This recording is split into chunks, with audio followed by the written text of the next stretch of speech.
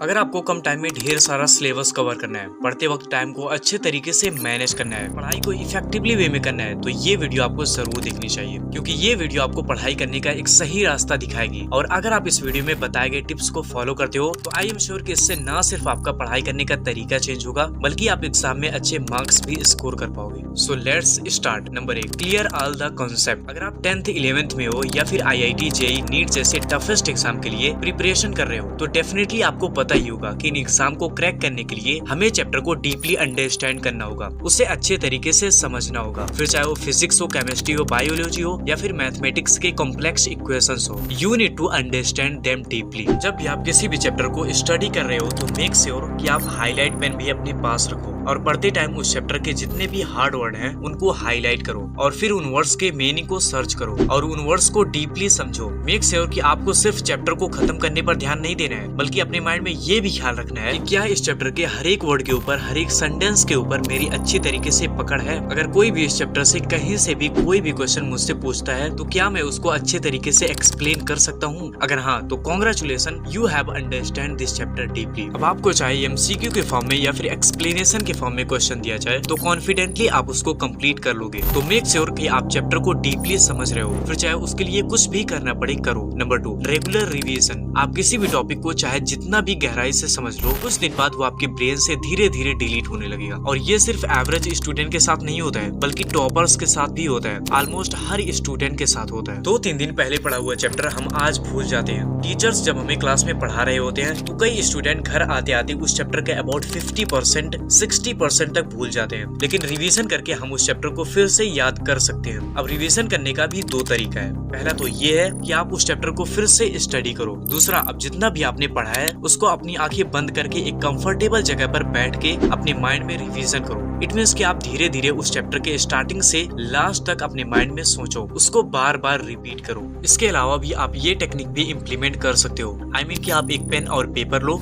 और बिना बुक देखे उस चैप्टर के इम्पोर्टेंट टॉपिक्स को स्टार्टिंग से लेके एंड तक उस पेपर पर नोट डाउन करो। फिर लास्ट में आप अपने बुक या नोट कॉपी से उसको मैच करो कि आपने कितना सही लिखा है। इससे आपकी हैंडराइटिंग स्किल भी इम्प्रूव हो जाएगी और आपका रिवीजन भी हो जाएगा। Number 3, be discipline. We all know that discipline is very very important. फिर चाहे आप स्टूडेंट हो, टीचर हो या फिर बिजनेसमैन, हर फील्ड में डिसिप्लिन बहुत जरूरी है। In the same way, if you are a student then you need unbreakable discipline. एक ऐसा डिसिप्लिन जो कभी भी ना टूटे। बट 99% लोग इसमें फेल हो जाते हैं, लेकिन सिर्फ 1% लोग ही इस डिसिप्लिन को बिल्ड कर पाते हैं। और यही वो लोग होते हैं जो अपने फील्ड का बाप होते हैं, अपने फील्ड के टॉप लेवल पर पहुंच पाते हैं। And this is because of discipline. आपने न्यूज में, सोशल मीडिया एप्स पर कई बार सुना होगा कि वर्ल्ड के रिचेस्ट ये हैं, वर्ल्ड के टॉप एंटरप्रेन्योर्स ये हैं, टॉप कंपनीज के CEO ये हैं, वर्ल्ड के टफेस्ट एग्जाम के टॉपर्स ये हैं। लेकिन इसके पीछे का रीजन क्या है? Absolutely that is because of discipline. इसका मतलब कि अगर आपको 5 बजे उठना है तो आपको 5 बजे ही उठना है, ना कि 5:10 पर उठना है। अगर आपने 5 घंटे पढ़ने का टारगेट सेट किया है तो आपको 5 घंटे ही पढ़ना है। इससे ज्यादा भी हो गया तो कोई बात नहीं, लेकिन 5 घंटे से 1 मिनट भी आपको कम नहीं पढ़ना है।